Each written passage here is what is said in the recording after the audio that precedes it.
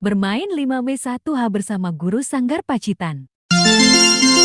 Program apa yang ingin Kak Rizky jalankan atau impikan saat di Sanggar tapi selama ini belum terrealisasi, Kak? Menurut saya mungkin dengan adanya program Minggu Ceria, karena dengan adanya program ini kita bisa berbagi ceria, berbagi kebahagiaan dengan adik-adik Sanggar dengan melaksanakan kegiatan non formal seperti berkreasi, berkarya, atau mungkin rekreasi dengan adik-adik untuk mempererat hubungan antara guru dan adik-adik binaan. Oke, terus itu siapa, pasti di Sanggar ini kan ada toh, Kak, siapa anak Sanggar yang memiliki keunikan saat mengajar atau saat belajar di Sanggar? Sebenarnya semua itu unik. Mungkin dari beberapa anak Sanggar di Sanggar saya, itu ada satu anak namanya Fakih. Dia berusia 6 tahun, sekarang masih di jenjang taman kanak-kanak. Istimewanya dia itu sudah bisa atau sudah mampu menerapkan matematika pada materi bilangan perkalian atau operasi perkalian. Selain itu, menurut saya dia juga sudah bisa menguasai hampir juz 30 atau hampir seluruh juz 30 di Al-Quran. Oke, terus itu Kak Rizky sendiri itu kapan memasuki atau mulai mengajar di Sanggar Jenius Yatimandiri, Kak? Khususnya di Yatimandiri Pacitan ini. Awal mula saya mendaftar di Yatimandiri itu sekitar awal tahun 2020. Nah, setelah itu diterima, kemudian saya ditempatkan di Punong. Tempatkan di Punong ya. Nah, terus ini di mana letak kebahagiaan Kak Rizky saat mengajar adik-adik Sanggar? Letak kebahagiaan menurut saya itu ketika melihat tawa dari adik-adik Sanggar, kemudian sempurna ketika saya bisa menerapkan atau adik-adik semua bisa menganggap matematika itu adalah mata pelajaran yang mudah dan membahagiakan. Terus ini mengapa Kak Rizky ini bersikeras mengajar ke Sanggar, padahal rumah Kak Rizky sendiri dari Sanggar itu jauh, Kak, bisa dibilang jauh lah. Itu mengapa, Kak? Seperti tujuan awal saya mendaftar di Sanggar itu adalah supaya saya bisa ikut memberdayakan anak-anak yatim. Saya mendaftar itu ketika awal tahun 2020, tepatnya ketika saya usai lulus dari sekolah menengah kejuruan. Nah, terus ini mengapa Kak Rizky itu bersikeras mengajar ke Sanggar, padahal jarak tempuh rumah Kak Rizky dengan Sanggar itu sangat jauh, Kak? Baik, sebelum saya menjawab pertanyaan ini, sedikit saya ingin bercerita. Saya itu awal mula diterima itu ditempatkan di Punong dengan jarak kurang lebih 30 menit dari rumah saya. Dengan waktu kurang lebih 2 tahun saya mengajar di Punong itu, saya banyak sekali melewati peristiwa di mana misal ada hujan badai atau hujan yang sangat deras dengan jalan yang naik turun.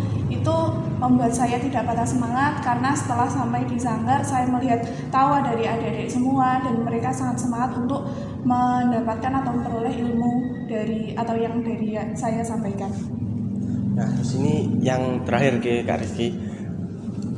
Bagaimana Kak Rizky itu mengajar adik-adik dengan Kak, dengan karakter yang berbeda-beda dari setiap adik-adik sendiri, Kak Rizky?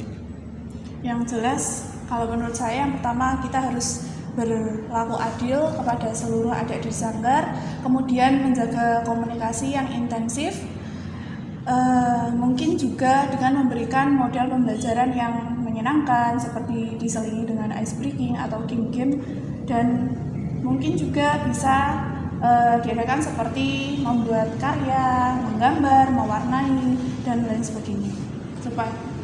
Oke. Program apa yang ingin Kak Ayu atau Kak Ayu mimpikan tapi itu belum terrealisasi sampai saat ini di Sanggar Kak Ayu sendiri? Programnya lebih ke pembelajaran non formal ya Mas, seperti pembelajaran di alam atau pembelajaran yang bisa meningkatkan keterampilan anak-anak. Selanjutnya itu kan setiap di sanggar itu pasti ada anak yang memiliki keunikan khusus. Nah, itu siapa anak itu yang memiliki keunikan khusus Kak Ayu? Setiap anak itu pasti punya keunikan masing-masing ya. Tapi kalau di Jati Gunung itu ada salah satu anak yang dia itu punya jiwa berpikir, pemikirannya itu kritis dan rasa ingin tahunya itu tinggi. Jadi ketika dalam berkegiatan segala aktivitas apapun dia itu lebih aktif dibandingkan dengan teman-temannya. Nah namanya itu Zulfikar. Nah, terus itu kapan Kak Ayu sendiri itu mulai masuk atau mengajar menjadi guru sanggar di Yatim Mandiri? Sejak tahun 2021 Mas, tanggal 15 Juli. Nah, itu di mana letak kebahagiaan Kak Ayu sendiri saat mengajar atau menjadi guru di sanggar Kak? Ketika anak-anak itu paham dengan ilmu apa yang saya sampaikan dan anak-anak itu merasa senang dalam pembelajaran. Terus mengapa Kak Ayu itu bersikeras mengajar atau datang ke sanggar padahal rumah Kak Ayu sendiri itu dari sanggar jauh Kak? Yang pertama sebagai sarana belajar, karena belajar itu bisa di mana saja. Kemudian yang kedua, dengan bertemu anak-anak itu menjadi mood booster buat saya gitu ya. Kemudian yang ketiga itu saya ingin menjadi bagian dari orang-orang yang memuliakan anak-anak, khususnya anak yatim. Program apa yang Kak Aida impikan atau inginkan tapi selama ini masih belum terrealisasi di sanggar? Saya kan masih baru ya Mas ya di sanggar ini, tapi program yang rencananya ingin saya sampaikan itu ada namanya Fun English. Bahasa Inggris kan bahasa yang mendunia ya, yang menjadi bahasa yang banyak sekali orang pakai gitu. Nah saya harapkan dari program ini adik-adik kita bisa belajar bahasa Inggris, kemudian menerapkannya, kemudian harapannya nanti bisa berkomunikasi dengan orang-orang banyak termasuk dari luar negeri seperti itu. Oke, itu program bagus Kak Aida. Terus itu di setiap sanggar kan pasti ada salah satu adik binaan kita tuh yang unik. Nah itu siapa Kak Aida? Adik binaan yang unik ya. Setiap anak kan pasti memiliki keunikan ya Kak ya. Ya. Kalau misalnya yang unik ada satu anak, memang anaknya tidak terlalu pintar, tapi ketika dia selesai mengerjakan tugas atau sesuatu, dia pasti bilang sampun, sampun Kak, sampun Bu. Dan itu yang saya notice yang tidak ada dari adik-adik binaan lainnya. Seperti itu. Lanjut, itu Kak Aida ini kan baru. Nah ini sejak kapan Kak Aida itu mulai mengenal Yatim Mandiri atau mulai masuk menjadi guru sanggar di Yatim Mandiri sendiri? Mengenal Yatim Mandiri termasuknya terbilang baru juga, baru akhir tahun kemarin. Kemudian melamar masuk jadi guru sanggar itu sekitar akhir atau awal tahun ini. Kemudian mulai bekerja di sanggar tanggal 13 Maret 2023. Nah terus tuh di mana letak kebahagiaan Kak Aida sendiri saat mengajar adik-adik di sanggar? Letak kebahagiaan sebagai guru ya mungkin ya. Iya. Itu ketika saya pribadi bisa menyampaikan apa yang harus saya sampaikan, kemudian itu bermanfaat untuk adik-adik kita. Karena sanggar kan bukan seperti sekolahan yang terlihat atau misalkan diketahui banyak oleh banyak orang seperti itu ya Kak ya. Tapi sebagai sesama guru kita kan punya tujuan yang sama, yaitu mencerdaskan adik-adik kita, anak-anak kita. Terus tuh mengapa Kak Aida itu rela mengajar sanggar, datang ke sanggar padahal jarak tempuh rumah Kak Aida dengan sanggar itu jauh Kak?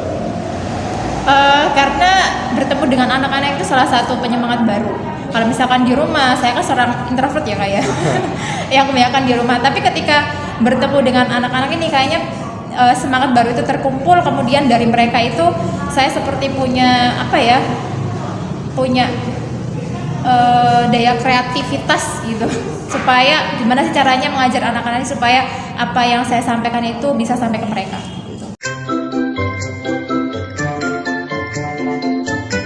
Terima kasih sudah menonton.